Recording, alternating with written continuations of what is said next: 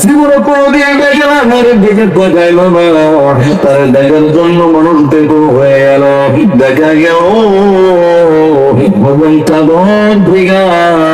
অন্যটা করাইছে সে আর কেউ না, ওই বাবারা 2 বছর বাচ্চা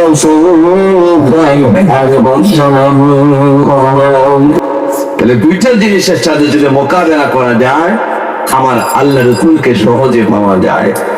কথা বলেন ঠিক কিনা? জীবনের চাইতে আমার নবীকে বেশি ভালোবাসলেন, এই জন্য সকল সম্পদকে ইসলামের জন্য দিয়ে দিলেন। হযরত আলী জীবনের চাইতে বেশি ভালোবাসলেন, এজন্য তিনি ইসলামের জন্য সকল সম্পদ দিয়ে দিলেন।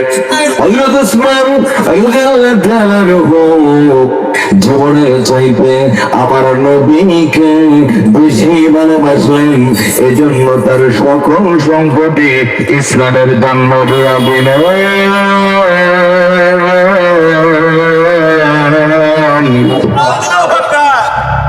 যারা বেশি ভালোবাসছে তাদের এই ঘরের ভিতরে আল্লাহ পাক অভাব দিয়ে পরীক্ষা করছে। কথা বলেন মুসলমান? আল্লাহ রসুলের সময় এক ইহুদি ঘরের ভিতরে তার বিবিকে বলতেছে, বিবি রে, প্রতি বছর আমার ঘরের ভিতরে প্রায় 1 বছরের খানা আমার ঘরের ভিতরে জমাট থাকে, কিন্তু এই বছর 11 মাসের খানা আছে আর 1 মাসের নাই। যদি থাকতো 1 বছর পরিপূর্ণ হইতো, এজন্য মাঝে মাঝে টেনশন করি আমি। তখন বিবি ডাকতে বলে, ও স্বামী, এই জগতে এই সময়ের ভিতরে মোহাম্মদ নামে যিনি নবী আছে, যিনি মুসলমানদের নেতা, তার কাছে গেলে নাকি সকল কিছুর সমাধান পাওয়া যায়। আপনি দেরি করিয়েন না, আপনি দেরি করিয়েন না, তাড়াতাড়ি ওই নবী মোহাম্মদের কাছে চলে যান, তিনি সকল সমস্যার সমাধান দিতে পারে। এই হতে মানুষ বিবির কাছ থেকে কথাটা শোনার পরে করলেন না, হাঁটি হাঁটি পান করে আল্লাহর নবীর কাছে চলে গেলেন। আমার নবীর কাছে যখন চলে যান, তিনি তার সকল কিছু বর্ণনা করলেন আল্লাহর নবীর কাছে। তিনি বললেন, নবী গো, আমি শুনেছি আপনি নাকি মুসলমানদের নেতা, যত মানুষ আপনার কাছে আসে কোনদিন ফিরে যায় না, ফিরে যায় না। যদি কোন সামাজিক কোন সমস্যা হয় আপনার কাছে আসলে ফিরে যায় না, যদি কোন অর্থের কোন প্রয়োজন হয় আপনার কাছে আসলে ফিরে যায় না। যত সমস্যা মানব জীবনে ঘটে যায়, এই সকল সমস্যার সমাধান নাকি আল্লাহ আপনি বলে দিতে পারেন। তাহলে আমার সমস্যা হলো আমার ঘরের ভিতরে 11 মাসের খানা আছে, 1 মাসের নাই, আর 1 মাসের খানা হলে 1 বছরের খারাপ হবে। এটার কি সমাধান দেবেন আমাকে?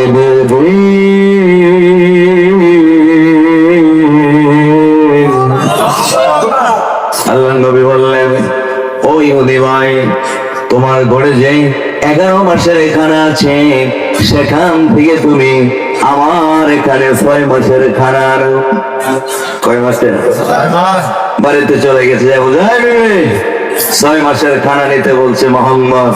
তিনি বলেন, মুসলমানদের নেতা, আমি গেছি অবাক করে, তিনি আরো 6 মাসের খানা নিতে বলছে, এটা কেমন হইল? তখন তার বিবি বলতেছে, একটু যায় দেখি না, দেখি কি ভাই তারা আসে, একটু শোনো।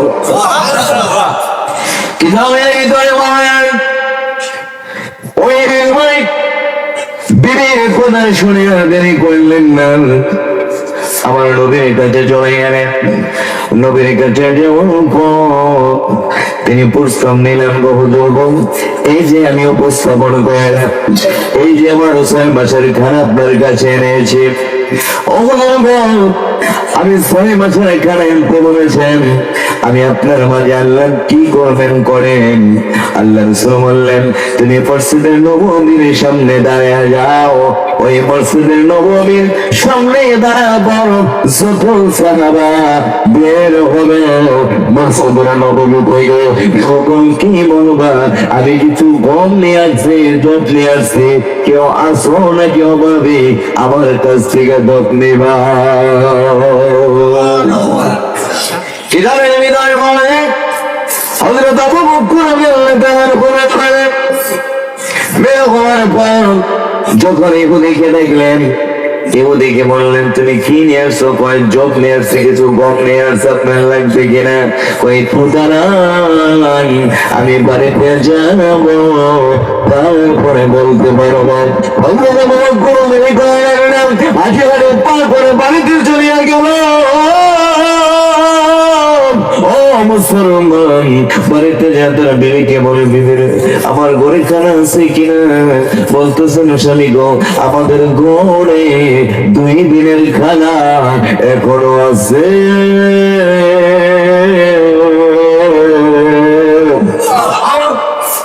এখনো 2 দিনের খানা আছে। তখন তিনি বললেন আর কিছু লাগবে না, চলে যায়। চলে যাওয়ার পরে ঘুরিকে বললেন আমার ঘরে 2 দিনের খানা এখন আছে, আমি খানা নিতে পারবো না। দেখো আমার অন্য কোন সাহাবা ভাই আমার আর কার ঘরে খানা আছে কিনা তুমি দেখো। তিনি চলে গেলেন হযরত আলী বের হলেন। আলী বললেন দাঁড়াও, আমি বাড়িতে যাবো, দেখি ফাতেমাকে বলো, ফাতেমাকে ডাক দিলেন, ফাতেমা আমার ঘরে খানা আছে কিনা? তিনি বললেন 1 দিনের খানা আছে। তিনি চলে গেলেন, আমার ঘরে 1 দিনের খানা আছে, আমার খানা লাগবে না। সারাদিন হয়ে যায়, কেউ আর তার ঘুমার বগড়িল না। আল্লাহু আকবার। বিকাল হয়ে গেল, আল্লাহর নবীকে বললেন ইয়া রাসূলুল্লাহ, বিকাল পর্যন্ত আমি এখানে ছিলাম, কেউ তো খানা নেয় না, আমি চলে যাই। কই চলে যাও, আগামীকাল আসো। আল্লাহু আকবার। এবারে জানা গেল কোনো কথা হয় না, তিনি বাড়িতে চলে গেল। পরের দিন আসি আমার ওই পরিস্থিতির নববীর সামনে দাঁড়ায় বুঝেন এখন বের হলো হযরত বেলাল রাদিয়াল্লাহু তাআলা বলুন না সুবহানাল্লাহ। দর্শনের পোশাক পর্যন্ত একটা কাপড় পরে দাঁড়ায়, একটা ফলতু। এই বেলালকে জিজ্ঞাসা করা হলো, বেলাল আমি কিছু খাবার নিয়ে আসছি, ইহুদি মানুষ, তোমার কি কিছু খারাপ লাগবে কিনা? তোমার যদি লাগে এখান থেকে নিতে পারো। নির্দেশন দিয়েছেন আমার আপনার নবী, এই মুসলমানদের নেতা। তিনি বললেন একটু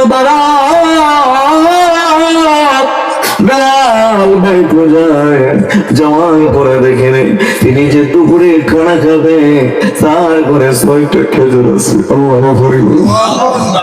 এই 6টা খেজুর দেখি বেলাল আর দেরি করলেন না, দেরি করলেন না, ফাতিহাটি পা করে বসে যাই নবীর সঙ্গে চলে গেলেন।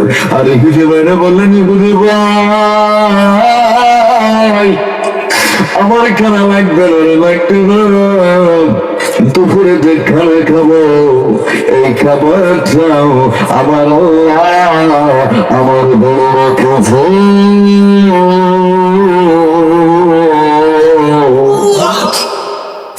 তখন আর ইহুদি দেরি করলেন না, বুঝতে পারলেন।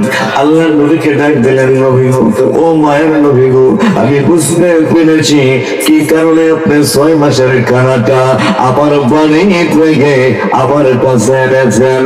আমি আর দেরি করতে চাই না নবী গো, যে দরবারে যে মানুষ যে বাড়িতে খাবার থাকলে খাবারের টেনশন করে না, আর আমার 6 মাসে 11 মাসের খাবার আমার ঘরের ভিতরে আছে, আর আমি টেনশন করি। আমি ওই রকম ইহুদির দয়ার থাকতে চাই না, যে দলের মানুষ খাবারের চিন্তা করে না। আমি তাদের চলে যুক্ত হতে চাই, আমার এই কালেমা পড়ে মুসলমান বানাবি।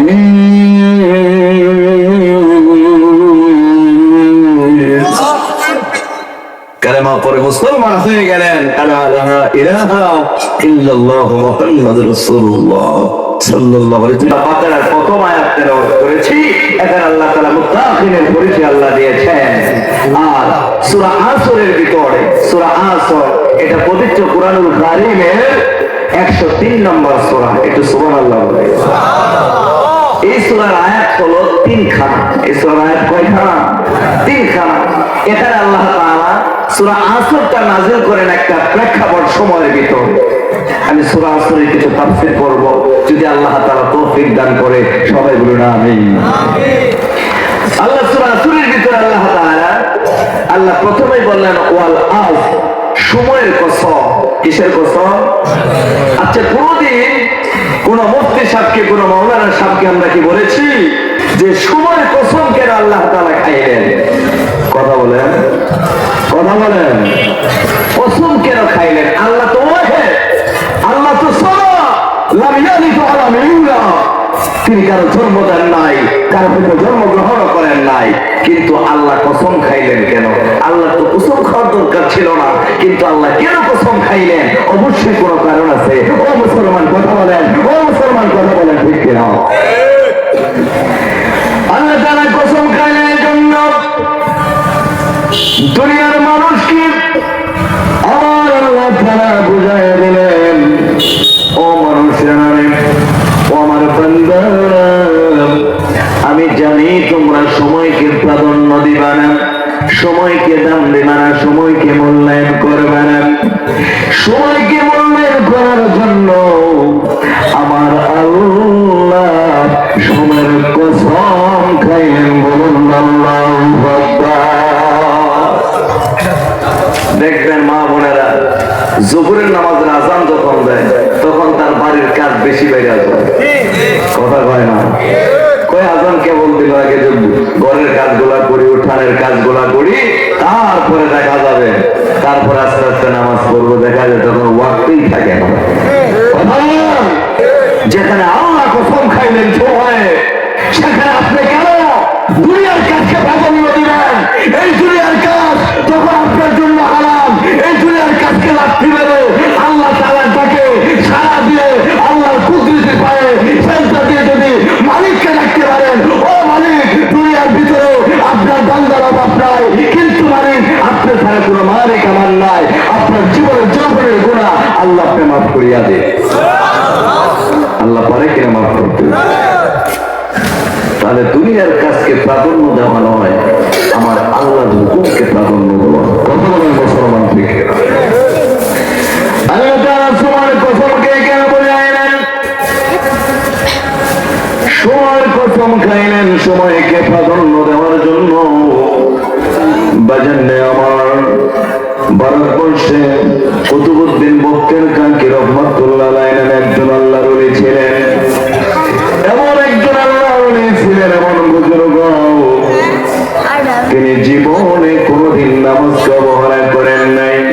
সময় মতো নামাজ পড়ছেন, সময়কে প্রাধান্য দিয়েছেন। এজন্য আল্লাহ তাআলা আসমানের নিচে জমিনের উপরে আমার আল্লাহ তাকে ওলি বানায়া দিয়েছে।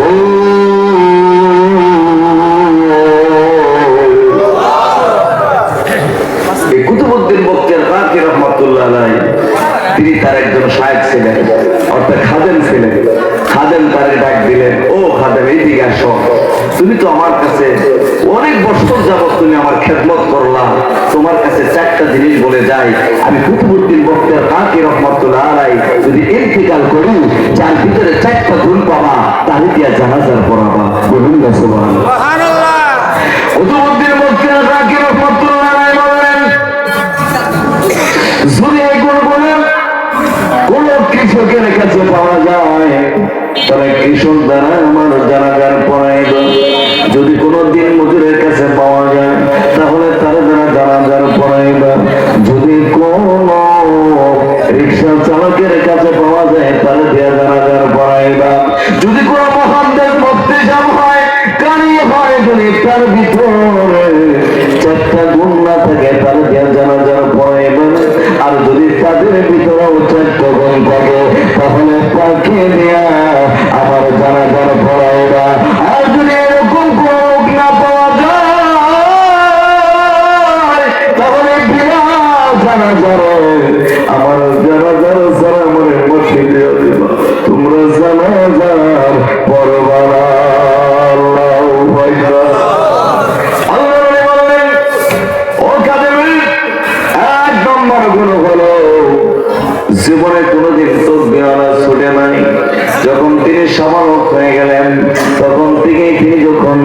পড়া শুরু করলেন।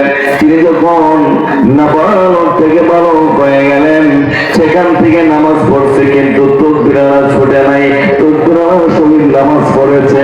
এই হলো 1 নম্বর গুণ। 2 নম্বর গুণ হলো আসরের নামাজের ফরজ 4 রাকাত, ফরজ নামাজের আগে 4 রাকাত সুন্নত নামাজ আছে, ওই সুন্নত নামাজটা তার ছুটে নাই।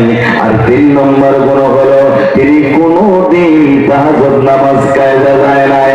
আর 4 নম্বর গুণ হলো কোনদিন ইচ্ছাকৃতভাবে কোন বেগানা নারীর দিকে তাকায় নাই। যদি এই 4টা গুণ কোন মানুষের কাছে পাওয়া যায়, তাকে দিয়ে জানাজা পড়াইবা। আর যদি না পাওয়া যায়, বিনা জানাজা আমার মাঝে দোয়া দিবা। আল্লাহু আকবার। কুতুবুদ্দিন বক্তের কাজী রহমাতুল্লাহ আলাইহি যিনি ইন্তিকাল করেন, ওই সময় দেখা গেল সকাল থেকে শুরু করে হাজার হাজার মানুষ তার জানাজায় উপস্থিত হল। ওই ভারতবর্ষ থেকে হাজার হাজার মানুষ উপস্থিত হল। খাদেম ডাকতে থাকলেন, কার ভিতরে 4টা গুণ আছে, কার ভিতরে 4টা গুণ আছে, যার ভিতরে 4টা গুণ আছে সে যারা আমার উস্তাদের জানাজার পড়ায়, তাড়াতাড়ি আসেন, তাড়াতাড়ি আসেন। দেখা গেল বিকাল হয়ে গেল, কিন্তু কেউ আসে না, কেউ আসে না, কেউ আসে না, কেউ আসে না, কেউ আসে না। লক্ষ্য করে দেখে একজন মানুষ সাগরটার দিয়া মুখটার গায়িকা মাথাটা নিচু করিয়া তিনি আস্তে আস্তে ওই কুতুবুদ্দিন বক্তের কাকি দেখলেন শুয়ে রাখছেন। ওই পাশে যায় বলতেছেন, কুতুবুদ্দিন বক্তের কাকি রহমাতুল্লাহ আলাইহি, তুমি মারা গেলা, আর আমার এই গুণগুলোও তুমি প্রকাশ্য হয়ে গেলা। আল্লাহু আকবার। তিনি বললেন, আব্দুল্লাহ জানালেন দাঁড়িয়ে যান। এই লোকটা জানালেন নামাজ পড়াইল, কিন্তু কে পড়াইল এর দেখার জন্য মানুষ ছোটাছুটি শুরু করে দিল। কে গো কে জানাজার পড়লো, কে জানাজার পড়লো, তার দেখা দরকার।